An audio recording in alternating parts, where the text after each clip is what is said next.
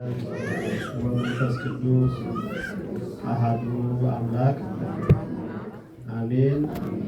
ይትባረክ እግዚአብሔር አምላከ አበዊነ ለዘአብጽሐነ እስከዛቲ ሰዓት እስከዚህ ሰዓት ድረስ በሰላም በጤና ጠብቆ ያደረሰን ቅዱስ እግዚአብሔር አምላካችን ስሙ የተመሰገነ ይሁን።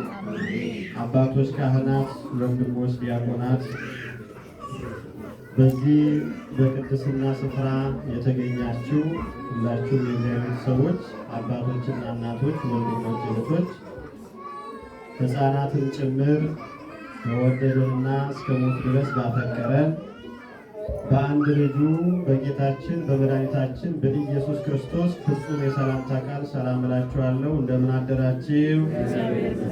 እንደምን ሰነበታችሁ? እንደምን አረፈዳችሁ? አሜን። እግዚአብሔር አምላካችን የኃጢአታችንን ብዛት የሰውነታችንን ክፋት ሳይመለከት በቸርነቱ የጠበቀን በዚህ በቅድስናው ስፍራ ሳይገባን የሰበሰበን አምላካችን ቅዱስ እግዚአብሔር በድጋሚ ስሙ የተመሰገነ ይሁን።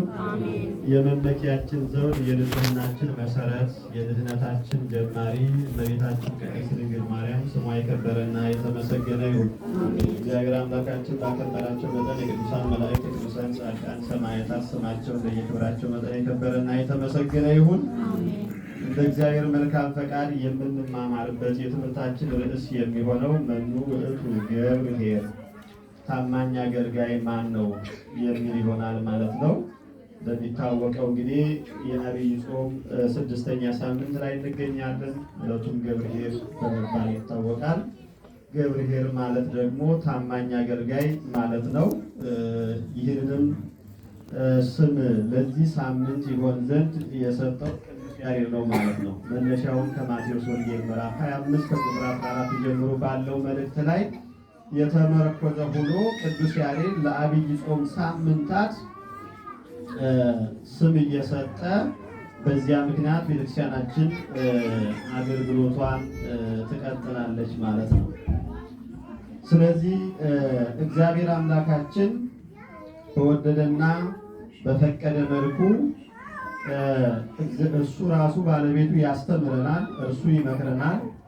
እኛም ደግሞ ታዛዥ የሆነ ልብ ኑሮን የምንታዘዘውን የምንማረውን የሚነገርን ኃይለ ቃል ተቀብለን መልካም የሆነ ፍሬ እንድናፈራ አምላካችን ቅዱስ እግዚአብሔር ሁላችንን ይርዳል። ሙሉውን ኃይለ ቃል ቅድም በቅዳሴው ላይ ሲነበብ ሰምታችኋል። ምናልባት አሁንም ደግሞ አንድ ጊዜ እደግምላችኋለሁ ማለት ነው። ወደ ሌላ አገር የሚሄድ ሰው ባሮቹን ጠርቶ ያለውን ገንዘብ እንደሰጣቸው እንዲሁ ይሆናል ይላል የማቴዎስ ወንጌል ምዕራፍ 25 ከቁጥር 14 ጀምሮ ማለት ነው። ለእያንዳንዱ እንደ አቅሙ ለአንዱ 5 መክሊት፣ ለአንዱ 2፣ ለአንዱ 1 ሰጠና ወደ ሌላ አገር ወዲያው ሄደ። 5 መክሊትም የተቀበለው ሄዶ ነገደበት፣ ሌላም 5 አተረፈ። እንዲሁም 2 የተቀበለው ሌላ 2 አተረፈ። 1 የተቀበለው ግን ሄዶ ምድርን ቆፈረና የጌታውን ገንዘብ ቀበረ።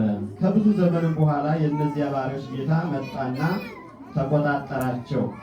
5 መክሊት የተቀበለውም ቀረበና ሌላ 5 መክሊት አስረክቦ ጌታ ሆይ 5 መክሊት ሰጥተኸኝ ነበር፣ እነሆ ሌላ 5 መክሊት አተረፍኩበት አለ። ጌታውም መልካም አንተ በጎ ታማኝም ባሪያ፣ በጥቂቱ ታምነሃል፣ በብዙ ሾመሃለሁ፣ ወደ ጌታ ደስታ ግባ አለው። 2 መክሊትም የተቀበለው ደግሞ ቀርቦ ጌታ ሆይ 2 መክሊት ሰጥተኸኝ ነበር፣ እነሆ ሌላ 2 መክሊት አተረፍኩበት አለ። ጌታውም መልካም አንተ በጎ ታማኝም ባሪያ፣ በጥቂቱ ታምነሃልና በብዙ ሾመሃለሁ፣ ወደ ጌታ ደስታ ግባ አለው።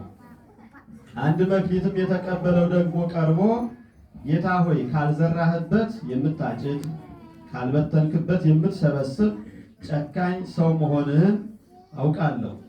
ስለዚህ ፈራሁም፣ ሄጄም መክሊትህን በምድር ቀበርሁት፣ እነሆ መክሊትህ አለው። ጌታውም መልሶ እንዲህ አለው፣ አንተ ክፉና ሐኬተኛ ባሪያ፣ ካልዘራሁባት እንዳጭድ ካልበተንኩባትም እንሰበስብ ታውቃለህን? ስለዚህ ገንዘቤን ለለዋጮች አደራ ልትሰጠው በተገባህ ነበር። እኔም መጥቼ ያለኝን ከትርፉ ጋር እወስደው ነበር።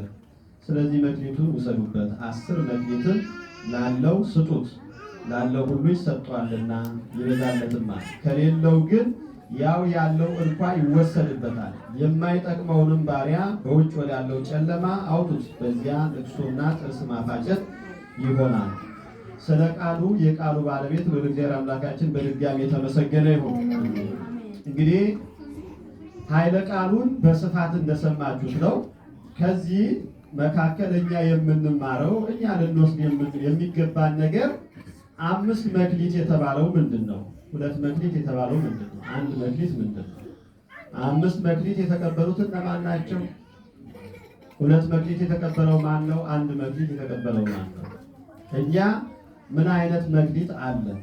በመክሊታችን አትፈርበታል ወይ የሚለውን ነገር እግዚአብሔር አምላክ ያስተምረናል ማለት ነው። ስለዚህ መኑ ውእቱ ገብርኄር፣ ታማኝ አገልጋይ ማን ነው? ይህንን ኃይለ ቃል ወይንም ይህንን ጥያቄ የጠየቀው ቅዱስ ያሬድ ነው ማለት ነው። መነሻውም ከዚህ ከወንጌሉ ላይ ወስዶ ማለት ነው። መኑ ውእቱ ገብርኄር ወምእመን ዘበውሁድ ምእመነ ኮንከ ዘይረክቦ እግዚኡ በምግባረ ሰናይ ወይሰይሞ ዲበ ኩሉ ነዋይ። ታማኝ አገልጋይ ማን ነው? ጌታው በመጣ ጊዜ በመልካም ስራ ላይ የሚያገኘው፣ በገንዘቡ ሁሉ ላይ፣ በሀብቱ በንብረቱ ሁሉ ላይ የሚሾመው ታማኝ አገልጋይ ማን ነው? ካዕበ ይቤሎ እግዚአብሔር ገብርኄር ወምእመን። ዳግመኛም እግዚአብሔር አለ ታማኝ ቸር ባሪያ በብዙ በጥቂቱ ታምንሃልና ዲበ ብዙ እሰይመከ፣ በብዙ ላይ እሾምሃለሁ። በውስተ ፍስሐሁ ለእግዚእከ፣ ወደ ጌታ ደስታ ግባ ብሎ እንደሚለው ቅዱስ ያሬድ ጥያቄውን ጠይቆ እንደገና መልሱን መልሶልናል ማለት ነው። ቅዱሳን አባቶቻችን እግዚአብሔር መንፈስ ቅዱስ በእነሱ ላይ ያድርና ጥያቄ ያስጠይቃቸዋል። እየሰማችሁ ነው? ጥያቄውን ይጠይቃሉ። መንፈስ ቅዱስ በእነሱ ላይ አድሮ ማለት ነው። ራሱ መንፈስ ቅዱስ ደግሞ ምን ይላቸዋል? ይመልስላቸዋል። ጥያቄውን ማለት መልሱን ይመልስላቸዋል ማለት። ቅዱስ ዳዊት እግዚኦ መኑ የሐድር ውስተ ጽላሎትከ፣ አቤቱ በአንተ ጥላ በቅድስና ስፍራ በሕግ በስርዓት መካከል የሚኖር ማን ነው ብሎ በቅዱስ ዳዊት ላይ አድሮ መንፈስ ቅዱስ ይጠይቃል ማለት ነው።